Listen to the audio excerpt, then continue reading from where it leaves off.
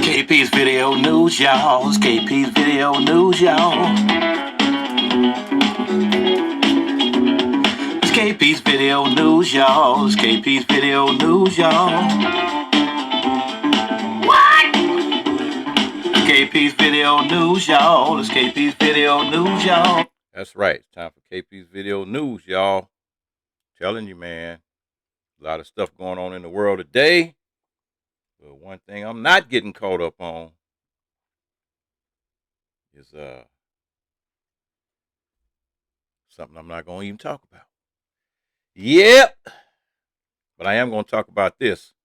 We have the NCAA, man. I've been saying this for a long time, that the NCAA makes billions and billions and billions of dollars off of these athletes, all sports, baseball, football, basketball, volleyball, track, all these different sports, man. These colleges and the NCAA make billions of dollars off of these athletes, but they still refuse to share the billions of dollars that they make off of them.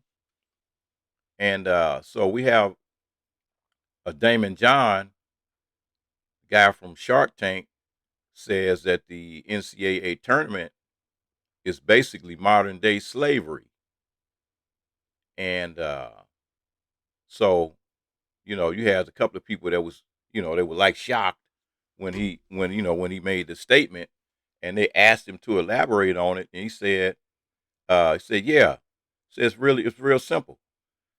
CBS and Turner saying it was about $850 billion in 2021 alone, and according to other reports, the two sides agreed on an extension 6 years ago that pushed their pact all the way into 2032, with the per year earnings jumping an additional $1.1 billion by 2025. John explained, if you factor in all the money made from gambling, merchandise, and alumni donations, and it widens the gap between the schools and its athletes, we said make absolutely nothing. They make zero off all that. Adding, I think that this is modern day slavery, and they're just getting them, they just, not even a crumb, not even a little bit of a crumb. And John acknowledged that the little bit of crumb that they're talking about comes from the form of scholarships and through name, image, and likeness compensation. But see, that was something that the name, image, and likeness compensation was something that the players had to fight for decades to finally get this. And the Fab Five from Michigan were the ones that first initially realized what was going on. And that's why I think they probably tanked a couple of those games in the playoffs. But anyway, I think what business, he said, I can't really think of these players are bringing in billions of dollars and making absolutely nothing, zero, he said. And it is really, think, what business model do you know that makes billions of dollars and pays their employees absolutely zero? Zero. And John believes that the NCAA and the schools will eventually need to be responsible for paying its players. And yeah, I've said it for years. These guys out there running around, ripping and running up and down these courts, and same guys, running up and down those football fields, taking the chance of getting their legs broken and all the rest of that stuff. They need to be compensated. They really seriously need to be compensated for what they're doing out there. Anyway, on with the next story. And he got Al Sharpton that says he's not going to let people forget about the NBA investigation into Robert Sarver. And Robert Sarver is I believe he's the owner. Is he the owner of the Suns? Let's see. Robert Sarver owns the WNBA's Mercury. So that's the WNBA, the ladies team. And anyway, in a call with the NBA officials Friday, Sharpton conveyed his frustration with the lack of action following a November news report that detailed extensive accounts of racist and misogynist behavior by Sarver, who owns the WNBA's Mercury. If the NBA does not wrap up its investigation in the next 3 weeks, or at least provide a concrete timetable for doing so, Sharpton is vowing to bring demonstrations to Phoenix in April. I communicated with them. I appreciate that there's an investigation into these allegations, Sharpton stated, but it seems to me like it's dragging to the point where it seems like they want people to forget about it. And I'm not going to let people forget. And so they said the Sharpton's National Action Network is holding this annual convention April 6th to the 9th. And if the NBA has not signaled any progress by then, he says it's very likely that he'll be announcing some direct action against Sarver. An NBA spokesperson offered no direct response Friday, but confirmed that Sharpton spoke with the deputy commissioner, Mark Tatum, and the conversation lasted for about 18 minutes. And it was very clear that Sarver has a history of abuse and misogynistic and racist behavior, and this has been going on, according to all these allegations, for about 20 years. I mean, using the N-word, treating human beings like his property. This is exactly the kind of toxic and racist behavior that should have no place in the sports leagues in this country. Sarver has strongly denied the allegations, and an NBA investigation into Sarver, led by the Lipton law firm, has been ongoing since November. More than 300 people have been interviewed as of early March, and the league has provided no substantial updates or indicated when the investigation would conclude. When this first happened, one of the young activists out there in Phoenix called me, Sharpton stated, and I didn't jump the gun on them. I gave them months, but my patience has ran out. So it's the same stuff going on. And Sharpton's organization wants Sarver ousted as Suns owner, just as the WNBA banished former Clippers owner Donald Sterling after he was recorded making racist remarks in 2014. So I like to hear what that they've decided, like they decided in the case of Sterling. Sharpton stated, if they are not that far, I would like to hear a cutoff date when the investigation is over and when they will announce their findings. Sharpton noted that the league acted against Sterling within days of the tapes of Sterling remarks became public. The Sarver case seems to be taking longer because of a litany of accounts and perhaps due to absence of physical evidence like the Sterling audio tape. They told me they don't feel that their feet that they're dragging their feet. But if nothing happens within the next few weeks, the Suns can expect sort of a mass action. So I guess this guy actually owns the Suns and the female basketball team, which was called the Mercury. I guess he owns the Mercury and the Suns. Anyway, Sharpton talking about rallies and protests and boycotts are all possible, coming at the same time that the Suns will be defending a Western Conference championships and be preparing for the playoffs. So if they don't want this stuff to be boycotted, they're gonna have to really get on out there and do something. And we got another retaliation case here. Got another retaliation case jumping off and down in Nashville. You got a Nashville firefighter who called the city council members white supremacists. Got suspended for 16 days. And he's a 4-year veteran firefighter for violating department policy over a contentious tweet about the city's license plate reader pilot program. Firefighter Josh Lipscomb, who performs as a comedian under the name Josh Black, called some Metro Nashville council members white supremacists in a February 3rd tweet for approving the program some regard as unwarranted government surveillance.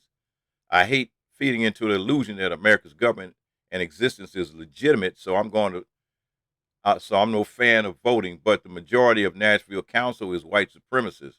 I know it's boring, but millennials have to start caring about local elections. Lipscomb tweeted under the surname Sir Joshua Black. Lipscomb did not identify himself as a fire department or a city employee in the tweet. The NFD panel concluded that Lipscomb had violated department policy and should be suspended for 16 days.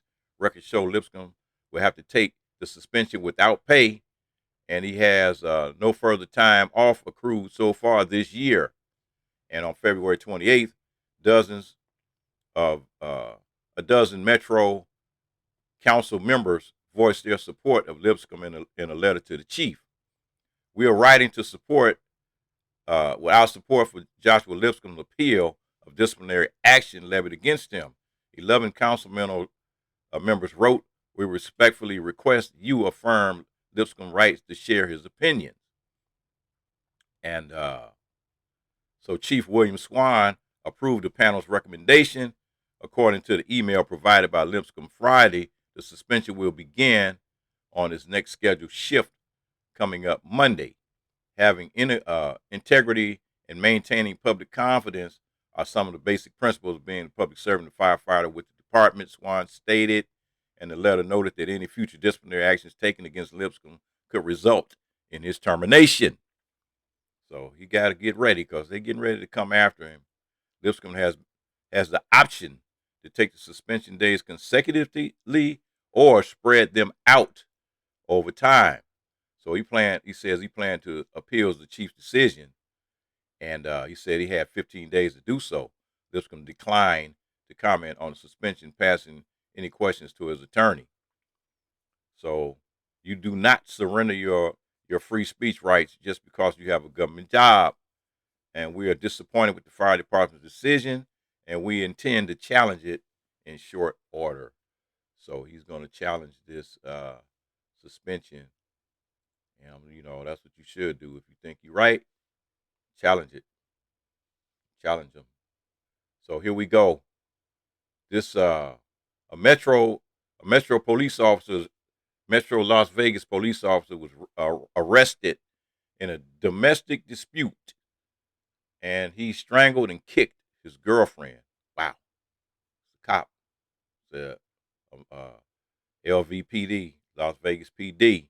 Girlfriend of Metro Police Correction Officer had redness and scratches on her neck, as well as bruising on her arms and back days after the domestic dispute, and when she said he strangled her twice and kicked her, causing her to fall down a flight of stairs, according to the officer's arrest report. Officer Christopher Wilson, 35, was arrested Tuesday on counts of domestic battery by strangulation and domestic battery. And so he was since posted bond and scheduled to appear in Las Vegas Justice Court April 13th, according to records. Wilson is corrections officer at the Clark County Detention Center and has been placed on unpaid leave pending the outcome of the criminal and internal inquiries. Detectives received an email from the woman whose name has been redacted from the arrest report Monday, stating she had been involved in a domestic violence incident on March 11th. According to the report, she stated that detectives that she wanted to file a police report, but was fearful because Wilson is an officer. Detectives agreed to meet with the woman, in which she told authorities the two had been dating since 2020, but they briefly broke up in January, adding the two reconciled in February. After getting back together, Wilson and the woman took a vacation from February 26th to March 6th, and noted that Wilson became jealous about men she communicated with while they were no longer together. March 11th, Wilson became extremely upset over a message sent to a man after the woman and him reconciled.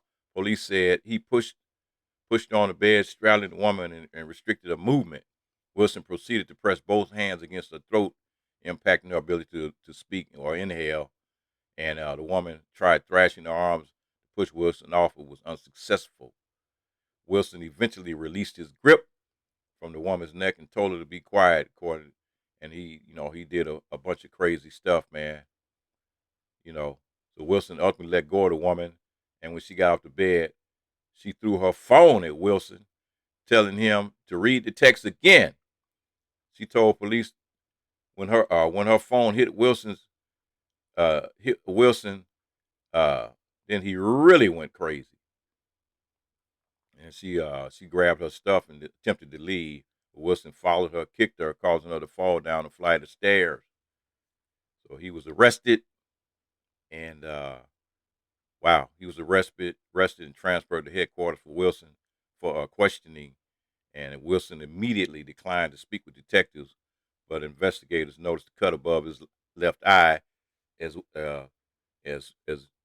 just as the young lady had stated that she had hit him in the eye with the phone.